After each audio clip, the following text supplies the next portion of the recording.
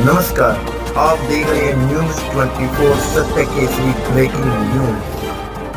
आपकी नजर हम पर।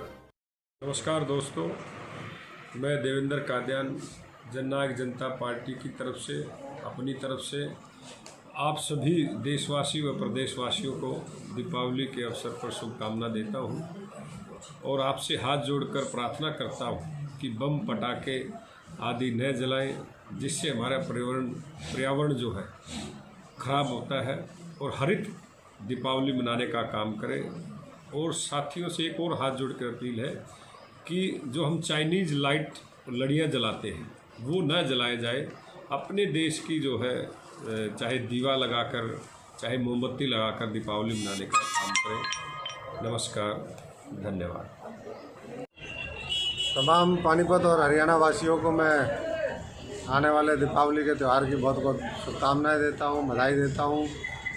वैसे तो कोरोना महामारी के इस दौर में आर्थिक तौर पर ये देश और दुनिया में बड़ी तबाही मची, उद्योग धंधे बंद हो गए, हर व्यक्ति के जीवन पर प्रतिकूल असर पड़ा, लेकिन उसके बावजूद भी हमें आशावादी होना चाहिए और एक संकल्प के साथ हम आगे बढ़ें, दिवाली के इस त्यौहार को भी मनाएं और आने वाले समय में स्थिति ठीक हो, ये अब सब लोगों को मिलकर के काम करना चाहिए। एक बार फिर इस दीपों के त्यौहार की बहुत बहुत शुभकामनाएं और आपके जीवन में भी उजाला हो, दीपों की रोशनी हो और अंधकार सब हर तरीके का दूर हो जाए।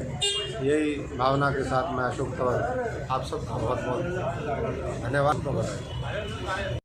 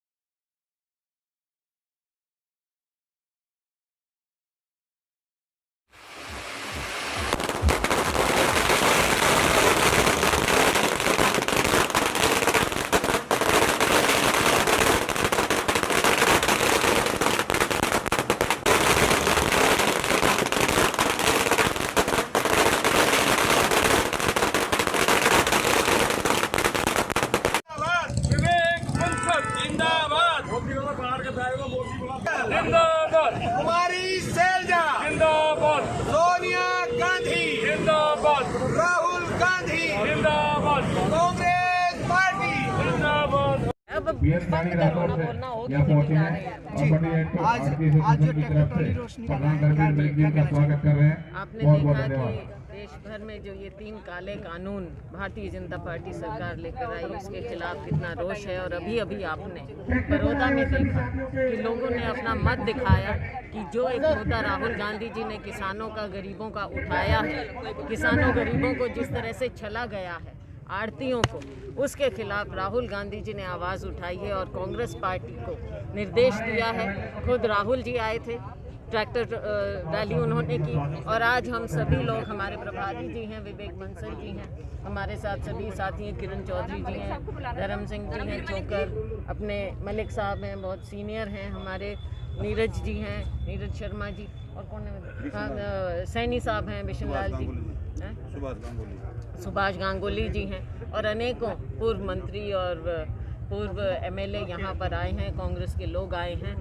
हम ये दिखा रहे हैं कि कांग्रेस पार्टी आम लोगों के साथ, भारतीय जनता पार्टी की जन विरोधी नीतियों के खिलाफ लोगों के साथ, किसानों मजदूरों के साथ कंधे से कंधा मिलाकर उनके संघर्ष में उनके साथ है। और हम सांस नहीं लेंगे जब तक ये काले कानूनों को हमारी सरकार बने और इन काले कानूनों को हम निरस्त करें। लेकिन मैम एक बात आपसे कहना चाहेंगे कि इससे पहले भी कहा गया है कि जिस तरीके से इस अगर हम बात करें कांग्रेस 10 साल तक रही थी तब भी तो इनका जो मैडम 10 साल आप छोड़ दीजिए, 6 साल की बात कीजिए आप। 10 6 साल जो सरकार, जो 6 साल अभी वर्तमान सरकार है उसका जवाब होता है, पीछे का नहीं होता है। वो वर्डिक्ट हो चुका। अब 6 साल की जो है सरकार है, जवाब इनको देना होगा और बड़ौदा के लोगों ने इनको उचित जवाब दे दिया। लेकिन किसानों का तो ये भी कहना है ना कि उस समय पर कांग्रेस भी कुछ नहीं कर पाई थी। बाद आप सत्ताधारी पार्टी को क्या संदेश देना चाहोगे? सत्ताधारी पार्टी को आंख खोल लेनी चाहिए कि जो इनकी जन विरोधी नीति है, लोगों ने उसके खिलाफ आवाज़ उठाई है और अपना मत दिया है और इनको अपनी आंखें कान खोलना चाहिए।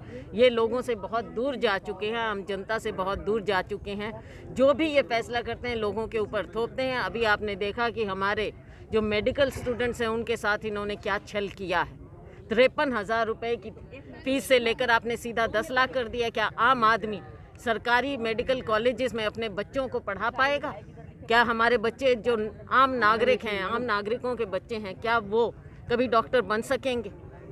ये इस तरह की नीतियां लाते हैं और यही कारण है कि लोग इनके खिलाफ आज के दिन आप देख रहे हैं पूरे हरियाणा में इनके खिलाफ पूरा जनमानस उठ खड़ा हुआ। मैम सोनीपत में नशीली शराब बिकने से 30 लोगों की मौत हुई है। पानीपत में, सोनीपत, पानीपत, फरीदाबाद, जगह जगह पर ये हो रहा है। ये एक बहुत बड़ा, जैसा पहले हमने कहा, ये सरकार घोटालों की सरकार है जब से बनी है। चाहे पीछे आपने रजिस्ट्री देखा, कोविड के समय, ऐसे समय में भी शराब घोटाला हुआ है बहुत बड़े स्केल पर। और अब आप देख रहे हैं कि ये जहरीली शराब कैसे बिक सकती है। क्या इतने छोटे छोटे यहाँ पर क्रिमिनल हैं? यहाँ की अपराध की जो सीमा है वो हर हद लांघ चुकी है। क्या बिना मिली भगत के इतने लार्ज स्केल पर ऐसे काम हो सकते हैं? आप उन मासूमों के बारे में सोचिए कि जिनकी जानें गई हैं ऐसी जहरीली शराब पी पी कर। तो क्या ये सरकार क्या करे? इनका कोई जवाब नहीं होता है। SIT दे देंगे, SCT दे देंगे, लेकिन उसका आज तक क्या नतीजा निकला है? इंसाफ को लेकर सब मिली भगत है, सब मिली भगत है इनकी। बिना मिली भगत के इतने व्यापक रूप से इतना बड़ा कांड नहीं हो सकता। मैम बड़ौदा में आपकी सरकार बन गई, इतने अच्छे बहुमत से आपकी जीत हुई, तो आगे अब हरियाणा में क्या रणनीति है? कौन सी रणनीति तैयारी करेंगे? हरियाणा में कांग्रेस पार्टी पूरे जमीन से लेकर सदन तक लोगों की आवाज़ को उठाकर उनकी गलत नीतियों के खिलाफ संघर्ष करती रहेगी। लगातार निरंतर लोगों के साथ कंधे से कंधा मिलाकर हम उनकी लड़ाई में उनकी लड़ाई लड़ते रहेंगे। मृतक के परिवार वालों के लिए इंसाफ के लिए क्या? देखो, इसमें एक तो है कि जुडिशियल इंक्वायरी के अलावा कोई और इंक्वायरी चल नहीं सकती। दूसरी बात कि जो मृतक हैं उनको कम से कम एक को नौकरी मिलना चाहिए और मुआवजा मिलना चाहिए, मुआवजा मिलना चाहिए और नौकरी मिलनी चाहिए। ओके जी सर, आज यहाँ आए हैं, क्या कहना चाहेंगे? देखिए, हम सब लोग ये आपको जैसे कि पिछले विगत दिनों में ये मुद्दा बहुत ज़्यादा तूल पकड़ रहा है, बहुत ज़्यादा इससे जो है जो जिस वर्ग के संदर्भ में ये बिल पारित हुआ था उससे वो ये वर्ग बहुत ज़्यादा आहत है। उसके ही उसमें हम लोगों, आपने देखा पिछले दिनों हम लोगों ने निरंतर कार्यक्रम हो रहे हैं अनवरत रूप से, और उसमें हमारे नेता आदरणीय राहुल गांधी जी भी ट्रैक्टर यात्रा लेकर आए थे पंजाब में और फिर हरियाणा में। तो उसी श्रृंखला का ये एक आज ट्रैक्टर रैली हम लोगों ने निकाली है जागृति और अपना विरोध प्रदर्शन प्रकट करने के लिए। और हम लोग मंडी में आए हैं किसानों को, चूँकि यहाँ पे किसान लोग आते हैं अपना गल्ला बेचने, अपना अनाज बेचने, अपनी फसल बेचने, तो उनको एक संदेश देने के लिए कि हम उनके साथ खड़े हैं। उनकी जो जायज़ मांग है और जो ख़ास तौर से इस बिल के संदर्भ में है, जब तक हमारा उनकी मांग को उसमें समायोजित नहीं किया जाता, जब तक उसमें संशोधन इस बिल में नहीं किया जाता, तब तक हम लोग इसी तरीके से संघर्ष करते रहें। इस बात में कितनी सच्चाई है कि जो बीजेपी सरकार है, कांग्रेस के जितने विधायक उनके साथ दो बात कर रही है? माफ़ कीजिएगा, मैं समझा नहीं आपका प्रश्न, फिर से ज़रा उसे दोहराइए। मेरा सवाल ये है आपसे कि ऐसा कहा जा रहा है कि इसमें आपसे जानना चाह रही हूँ इस बात में कितनी सच्चाई है कि बीजेपी सरकार जो है कांग्रेस के जितने भी विधायक हैं उनके साथ दो बात कर रही है। देखिए अब वो तो वो तो इनकी प्रणाली रही है, वो तो इस तरीके से इन सब चीज़ों का कोई नतीजा नहीं निकलेगा। उनको करने दीजिए। वो जो ये लोकतंत्र का अपमान होता है, ख़ास तौर से लोकतंत्र में जनता अपने विधायकों को चुन के भेजती है किसी पार्टी के साथ जिनसे उसका संबंध होता है, उस पार्टी में निष्ठा रखते हुए और उसके साथ साथ उस प्रत्याशी में। तो इस तरीके से जोड़ तोड़ की राजनीति उचित नहीं है। आज ये एक फैशन सा बन गया है, प्रचलन हो गया है।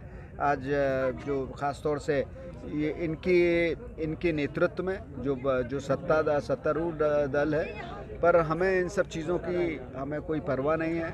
हम लोगों की निष्ठा संविधान में है, भारत के कानून में है और लोकतंत्र में अटूट विश्वास है। बड़ौदा की जीत को आप कैसे देखना? बड़ौदा की जीत एक जनता का जनादेश है, तो उसी परिप्रेक्ष्य में देखते हैं। जनता आज बहुत पीड़ित है, आज विचलित है। खास तौर से किसान वर्ग बहुत ज़्यादा उत्तेजित और आक्रोश में है इन बिलों को लेते हुए, क्योंकि वो अपना भविष्य अंधकार में देख रहा है। वो देख रहा है कि उसे पूंजीपतियों की गोद में धकेला जा रहा है, जहां उनको उनका शोषण होगा, उनको उनकी फसल का उचित मूल्य नहीं मिलेगा, औने पौने दाम में उनकी फसल खरीदी जाएगी।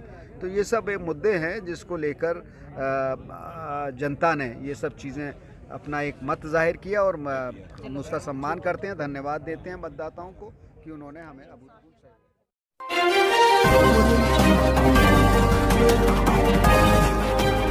नमस्कार, आप देख रहे हैं न्यूज़ 24 सत्य केसरी ब्रेकिंग न्यूज़। आपकी नजर हम पर। जिंदाबाद विवेक बंसल, जिंदाबाद जिंदाबाद कुमारी सैलजा, जिंदाबाद सोनिया गांधी, जिंदाबाद राहुल गांधी, जिंदाबाद कांग्रेस पार्टी, जिंदाबाद। अब बंद करो, बोलना हो गया। आज जो टेक्नोलॉजी रोशनी आपने देखा कि देश भर में जो ये 3 काले कानून भारतीय जनता पार्टी सरकार लेकर आई, उसके खिलाफ कितना रोष है। और अभी अभी आपने बड़ौदा में देखा कि लोगों ने अपना मत दिखाया कि जो एक मुद्दा राहुल गांधी जी ने किसानों का, गरीबों का उठाया है, किसानों गरीबों को जिस तरह से छला गया है, आड़तियों को, उसके खिलाफ राहुल गांधी जी ने आवाज़ उठाई है और कांग्रेस पार्टी को निर्देश दिया है। खुद राहुल जी आए थे, ट्रैक्टर रैली उन्होंने की, और आज हम सभी लोग, हमारे प्रभारी जी हैं, विवेक बंसल जी हैं, हमारे साथ सभी साथी हैं, किरण चौधरी जी हैं, धर्म सिंह जी हैं, चोकर, अपने मलिक साहब हैं, बहुत सीनियर हैं, हमारे नीरज जी हैं, नीरज शर्मा जी, और कौन है, सैनी साहब हैं, बिशन लाल जी, सुभाष गांगुली जी हैं, और अनेकों पूर्व मंत्री और पूर्व एमएलए यहाँ पर आए हैं, कांग्रेस के लोग आए हैं। मैम, जो हम ये दिखा रहे हैं कि कांग्रेस पार्टी आम लोगों के साथ, भारतीय जनता पार्टी की जन विरोधी नीतियों के खिलाफ लोगों के साथ, किसानों मजदूरों के साथ कंधे से कंधा मिलाकर उनके संघर्ष में उनके साथ है।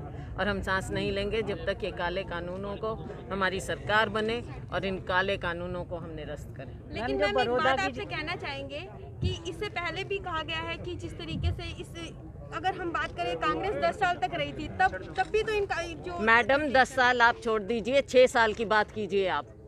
6 साल जो सरकार, जो 6 साल अभी वर्तमान सरकार है, उसका जवाब होता है, पीछे का नहीं होता है।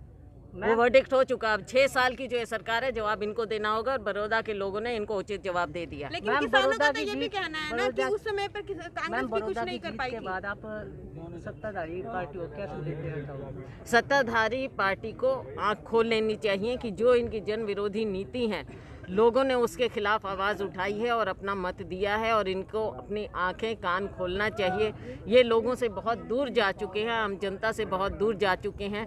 जो भी ये फैसला करते हैं लोगों के ऊपर थोपते हैं। अभी आपने देखा कि हमारे जो मेडिकल स्टूडेंट्स हैं उनके साथ इन्होंने क्या छल किया है।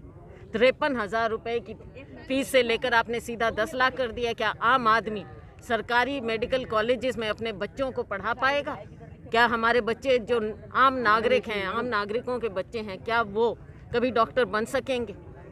ये इस तरह की नीतियां लाते हैं, और यही कारण है कि लोग इनके खिलाफ आज के दिन आप देख रहे हैं पूरे हरियाणा में इनके खिलाफ पूरा जनमानस उठ खड़ा हुआ। मैम, सोनीपत में नशीली शराब बिकने से 30 लोगों की मौत हुई है। पानीपत में, सोनीपत, पानीपत, फरीदाबाद, जगह जगह पर ये हो रहा है। ये एक बहुत बड़ा, जैसा पहले हमने कहा ये सरकार घोटालों की सरकार है जब से बनी है। चाहे पीछे आपने रजिस्ट्री देखा, कोविड के समय, ऐसे समय में भी शराब घोटाला हुआ है बहुत बड़े स्केल पर। और अब आप देख रहे हैं कि ये जहरीली शराब कैसे बिक सकती है। क्या इतने छोटे छोटे यहाँ पर क्रिमिनल हैं? यहाँ की अपराध की जो सीमा है वो हर हद लांघ चुकी है। क्या बिना मिली भगत के इतने लार्ज स्केल पर ऐसे काम हो सकते हैं? आप उन मासूमों के बारे में सोचिए कि जिनकी जानें गई हैं ऐसी जहरीली शराब पी पी कर। तो क्या ये सरकार क्या करे? इनका कोई जवाब नहीं होता है। SIT दे देंगे, SCT दे देंगे, लेकिन उसका आज तक क्या नतीजा निकला है? इंसाफ को लेकर सब मिली भगत है, सब मिली भगत है इनकी।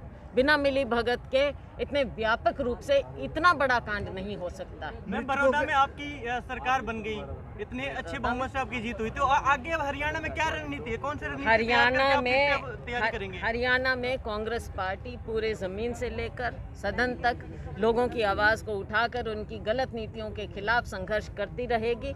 लगातार निरंतर लोगों के साथ कंधे से कंधा मिलाकर हम उनकी लड़ाई लड़ते रहेंगे। मृतक के परिवार वालों के लिए इंसाफ के लिए क्या? देखो, इसमें एक तो है कि जुडिशियल इंक्वायरी के अलावा कोई और इंक्वायरी चल नहीं सकती। दूसरी बात कि जो मृतक हैं उनको कम से कम एक को नौकरी मिलना चाहिए और मुआवजा मिलना चाहिए और नौकरी मिलनी चाहिए। ओके जी सर, आज यहाँ आए हैं, क्या कहना चाहेंगे? देखिए, हम सब लोग ये आपको जैसे कि पिछले विगत दिनों में ये मुद्दा बहुत ज़्यादा तूल पकड़ रहा है, बहुत ज़्यादा इससे जो जिस वर्ग के संदर्भ में ये बिल पारित हुआ था उससे ये वर्ग बहुत ज़्यादा आहत है। उसमें हम लोगों, आपने देखा पिछले दिनों हम लोगों ने निरंतर कार्यक्रम हो रहे हैं अनवरत रूप से, और उसमें हमारे नेता आदरणीय राहुल गांधी जी भी ट्रैक्टर यात्रा लेकर आए थे पंजाब में और फिर हरियाणा में। तो उसी श्रृंखला का ये एक आज ट्रैक्टर रैली हम लोगों ने निकाली है जागृति और अपना विरोध प्रदर्शन प्रकट करने के लिए। और हम लोग मंडी में आए हैं किसानों को, चूँकि यहाँ पे किसान लोग आते हैं अपना गल्ला बेचने, अपना अनाज बेचने, अपनी फसल बेचने, तो उनको एक संदेश देने के लिए कि हम उनके साथ खड़े हैं। उनकी जो जायज़ मांग है और जो ख़ास तौर से इस बिल के संदर्भ में है, जब तक हमारा उनकी मांग को उसमें समायोजित नहीं किया जाता, जब तक उसमें संशोधन इस बिल में नहीं किया जाता, तब तक हम लोग इसी तरीके से संघर्ष करते रहें। इस बात में कितनी सच्चाई है कि जो बीजेपी सरकार है, कांग्रेस के जितने विधायक उनके साथ दो बात कर रही है? माफ़ कीजिएगा, मैं समझा नहीं आपका प्रश्न, फिर से ज़रा उसे दोहराइए। मेरा सवाल ये है आपसे कि ऐसा कहा जा रहा है कि इसमें आपसे जानना चाह रही हूँ इस बात में कितनी सच्चाई है कि बीजेपी सरकार जो है कांग्रेस के जितने भी विधायक हैं उनके साथ दो बात कर रही है? देखिए, अब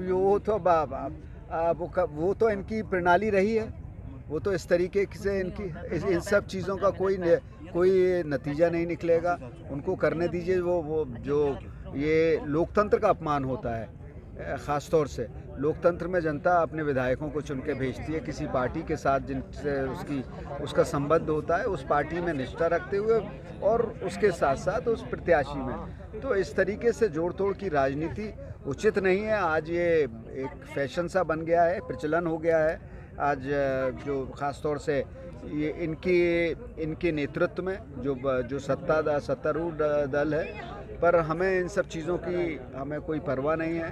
हम लोगों की निष्ठा संविधान में है, भारत के कानून में है और लोकतंत्र में अटूट विश्वास है। बड़ौदा की जीत को आप कैसे देखना? बड़ौदा की जीत एक जनता का जनादेश है, तो उसी परिप्रेक्ष्य में देखते हैं। जनता आज बहुत पीड़ित है, आज विचलित है। खास तौर से किसान वर्ग बहुत ज़्यादा उत्तेजित और आक्रोश में है इन बिलों को लेते हुए, क्योंकि वो अपना भविष्य अंधकार में देख रहा है। वो देख रहा है कि उसे पूंजीपतियों की गोद में धकेला जा रहा है, जहां उनका शोषण होगा, उनको उनकी फसल का उचित मूल्य नहीं मिलेगा, औने पौने दाम में उनकी फसल खरीदी जाएगी। तो ये सब मुद्दे हैं जिसको लेकर जनता ने ये सब चीज़ें अपना एक मत जाहिर किया और हम उसका सम्मान करते हैं, धन्यवाद देते हैं मतदाताओं को कि उन्होंने हमें